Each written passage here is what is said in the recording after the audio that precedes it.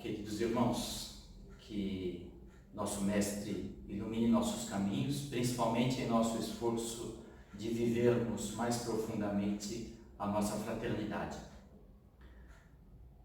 Bem, recebemos este pedido para comentar como o assunto fraternidades do espaço pode ser incluído no conteúdo das aulas da Escola de Aprendiz do Evangelho, uma tarefa que acreditamos ser do encargo dos dirigentes das turmas da escola, e eu creio que, motivado por essa ideia, em primeiro lugar, nós recomendamos conhecer a história das fraternidades. Então, em algum encontro, uma aula especial, pode ser promovida uma apresentação da história das fraternidades.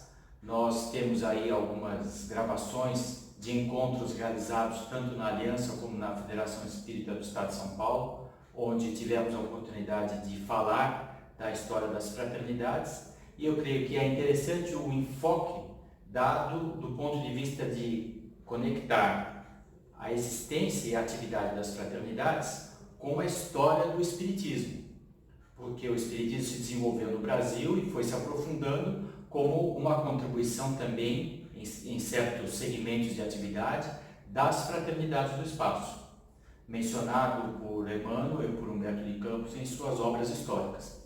Bem, é interessante a gente, depois de realizar essa ligação entre a atividade das fraternidades, a história do Espiritismo, lembrar que a própria organização das fraternidades inspirou a criação de uma série de atividades, por exemplo, a assistência espiritual padronizada, que foi estudada, avaliada na Federação na década de 1940, através da inspiração das fraternidades do espaço. Isso também é um fato histórico que pode ser apresentado para os alunos e que vai explicar toda a dinâmica da Casa Espírita moderna, organizada em tarefas especializadas, onde equipes que fizeram o devido treinamento têm condições de desempenhar essas tarefas. E essa organização é que permite que a Casa Espírita atenda muitas pessoas, atenda o público de hoje, que é cada vez mais crescente em termos de necessidades espirituais, devido aos dramas coletivos e individuais vividos pela sociedade. Bom, colocado essa questão da história, que pode ser apresentada num encontro especial para isso, então eu creio que é possível o dirigente da escola ir medindo que informações ele pode dar para a turma de acordo com o seu grau de desenvolvimento. Então, por exemplo, desde a primeira aula, antes de se alcançar aquela aula 23 do ingresso no grau de aprendiz, ou seja, anterior ao ingresso no grau de aprendiz, pode-se muito bem explicar em breves comentários o porquê nós desenvolvemos a preparação da aula com as preces e ligações espirituais crescentes, pois em certo momento fazemos menção às fraternidades, às vezes enumeramos algumas, e proferimos a prece das fraternidades. Então, é oportuno nós informarmos aos alunos, logo nas primeiras aulas, que com essa ligação vibratória que os presentes fazem com os representantes das fraternidades que estão ali para apoiar a realização da aula da Escola de Aprendizes do Evangelho, essa ligação é que permite a manutenção de um elevado nível espiritual, mental, emocional para o desenrolar da aula. Essa ligação faz parte do nosso processo de iniciação em 3 graus. Porém, logo nas primeiras aulas, eu creio que talvez a gente não precise falar exatamente da iniciação em 3 graus, mas nós podemos falar que nós, encarnados, que assumimos o interesse de nos desenvolvermos espiritualmente através da frequência às aulas da Escola de Aprendiz do Evangelho, já recebemos, por conta dessa boa vontade, uma proteção espiritual devido a essa sintonia do nosso esforço em nós nos desenvolvermos espiritualmente. Isso é uma primeira informação. Quando se fala da prece das fraternidades, nós podemos a princípio dizer que é uma fórmula em que a nossa mente se liga à proposta das fraternidades, que buscam vencer o mal que tenta dominar o mundo. Nós lembramos que mal é a ausência do bem, então, portanto, o esforço deles é de disseminar o bem, disseminar a verdade, disseminar a luz.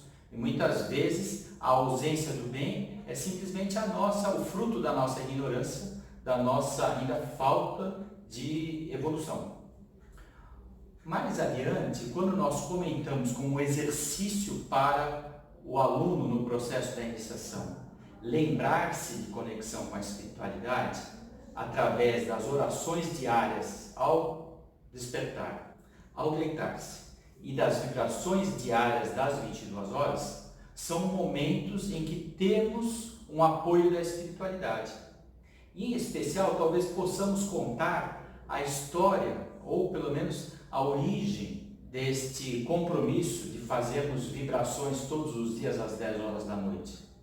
Na época em que o nosso programa da Escola de Aprendizes do Evangelho estava se desenvolvendo, estava sendo testado nas primeiras turmas da Federação, o ambiente social e político do Brasil era conturbado e os alunos foram convidados a se unirem em momentos pré-determinados de orações silenciosas. Então, onde estivessem, deviam mentalizar uma frase da prece das fraternidades às 18 horas, é a primeira, nosso Divino Mestre Salvador, e fortalecer-nos e amparar-nos para que possamos lutar contra as forças do mal que tentam dominar o mundo. Essa frase era mentalizada às 18 horas, a segunda frase era mentalizada às 20 horas e a terceira frase era mentalizada às 22 horas. Depois, com a implantação deste hábito, vimos que o ambiente espiritual do Brasil também foi se estabilizando, afastando os riscos de uma guerra civil, de um confronto. Então, os alunos ou os organizadores da escola resolveram resumir o compromisso diário dos alunos a proferir a prece das fraternidades às 22 horas. E isso mais tarde se tornou como o compromisso de fazer vibrações pelo bem da humanidade, pelo bem universal. E assim se desenvolveu o hábito das vibrações das 22 horas. Mas então, para chegar nesse ponto, a prática da prece das fraternidades foi alguma coisa que se estabeleceu entre as primeiras turmas da Escola de Aprendizes do Evangelho na Federação, na década de 1950. Bom, em seguida, os dirigentes podem mentalizar a sequência das atividades que desenvolvem com os alunos da escola ao longo dos 3 graus da iniciação. Porque esses 3 graus de iniciação são 3 compromissos sucessivamente mais profundos que o iniciado abraça. Aquele, ao ingressar no primeiro grau, que é o grau de aprendiz, é um compromisso com o seu esforço de autoconhecimento para promover a reforma íntima. Então ele vai se esforçar em se conhecer, em se estudar, em avaliar as suas reações, em sondar a fundo as suas emoções, como é que se organiza os seus próprios pensamentos, na busca de um desenvolvimento de si. Bem, então, nesse momento, o compromisso de lembrar de si é algo que pode ser ajudado pelas fraternidades do espaço, que acompanham a pessoa que abraçou esse compromisso com seriedade. Muitas vezes, quando nós fazemos as vibrações das 22 horas, estamos interrompendo alguma atividade material. E o fato de interromper alguma atividade material, mesmo que seja apenas mentalmente, que as pessoas ao nosso redor nem percebam, faz com que nós nos lembremos que a vida verdadeira é a vida invisível, é a vida espiritual, não é a vida material. E nessa ligação com as fraternidades do espaço, nós reforçamos o compromisso com o processo da iniciação. Outro momento importante é quando nós escolhemos um horário tranquilo para fazermos ou o estudo da aula da semana ou as nossas anotações na caderneta pessoal, que é um compromisso que inicia a partir da aula 24. Então, veja o que acontece. Nessa hora, às vezes, se o aluno pede sinceramente ajuda dos seus mentores espirituais para olhar mais intensamente para dentro de si mesmo e poder produzir anotações que sejam úteis nesse processo de autoconhecimento, então, com certeza, as fraternidades o apoiarão. Ele será realmente um membro da fraternidade no primeiro grau da iniciação, recebendo apoio de espíritos com mais força, com mais adiantamento da sua fraternidade, em apoio a esse esforço no sentido do autoconhecimento. Então, certamente, toda vez que nós realizamos algum exercício típico do iniciado de primeiro grau, que é o da reforma íntima e do autoconhecimento, nós temos o apoio das fraternidades do espaço. Quando a gente passa para o segundo grau, então veja que acontecem algumas coisas interessantes. Passamos a ter a possibilidade de participar de cursos, programas de capacitação que vão nos facilitar aquela experiência que é o compromisso do iniciado no grau de servidor, que é servir outras pessoas e fazê-lo com outras pessoas. Ou seja, o foco do iniciado do segundo grau é o do relacionamento com pessoas, servir pessoas e harmonizar-se com outras pessoas que estão compondo a equipe de trabalho. Esse desafio faz com que nós reforcemos a nossa atenção ao compromisso do primeiro grau, porque não é fácil servir pessoas, não é fácil trabalhar com outras pessoas devido ao nosso foco centrado em nosso próprio eu.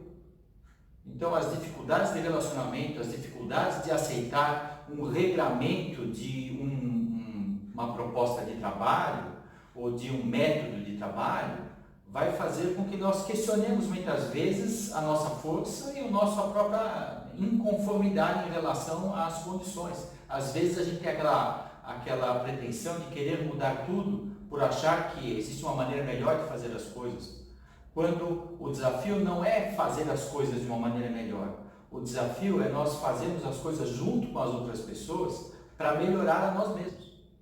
Então, esse desafio do segundo grau e a cada convite que o dirigente faz para a turma realizar, por exemplo, um curso de evangelizadores da infância, um curso de médiuns, um curso de entrevistadores e principalmente acompanhar os alunos na participação das várias atividades e trabalhos, aí o dirigente tem a oportunidade de sugerir que os alunos se liguem às fraternidades, que foram as fraternidades que inspiraram essa divisão de tarefas que nós temos hoje na Casa Espírita Moderna. Então, a atividade com crianças, a atividade com idosos, a atividade de passes magnéticos, a atividade de preleções, todas elas possuem uma equipe espiritual especializada naquele tipo de trabalho. Então, certamente, quando nós nos organizamos e nos preparamos para participar de um trabalho, as fraternidades do espaço estão presentes para que nós possamos aprender, que nós possamos assimilar a experiência.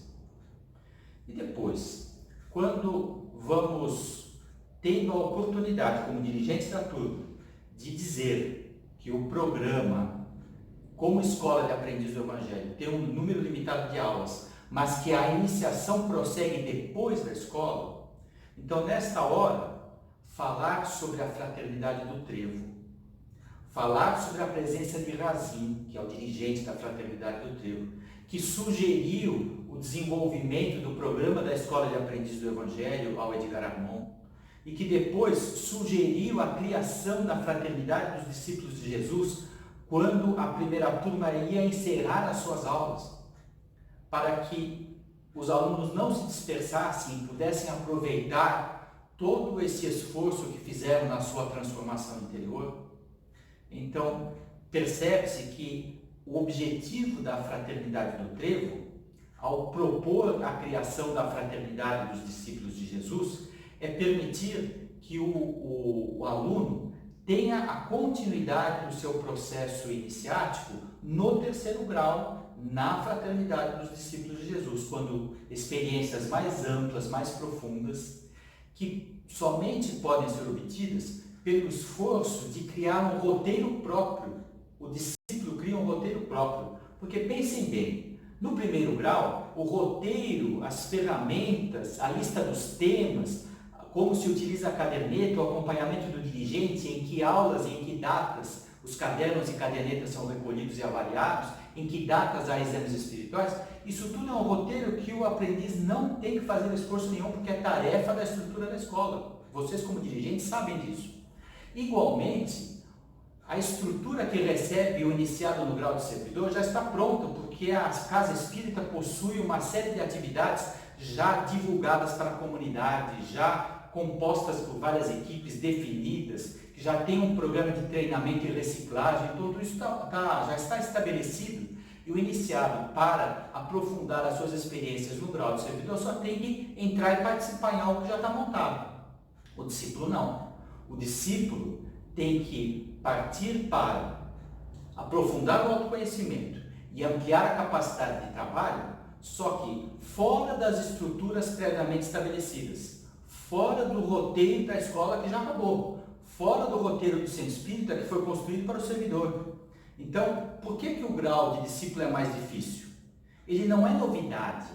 Nós já fazemos autoconhecimento, já fazemos a participação em trabalhos. O que temos dificuldade é fazer isso sem um roteiro pré-estabelecido. Encontrar as condições em que cada discípulo vai poder se desenvolver de acordo com o seu potencial e as circunstâncias da sua vida. Então, nesta hora, mais intenso se faz a ligação com as fraternidades do espaço. Porque, às vezes, a oportunidade passa na nossa frente.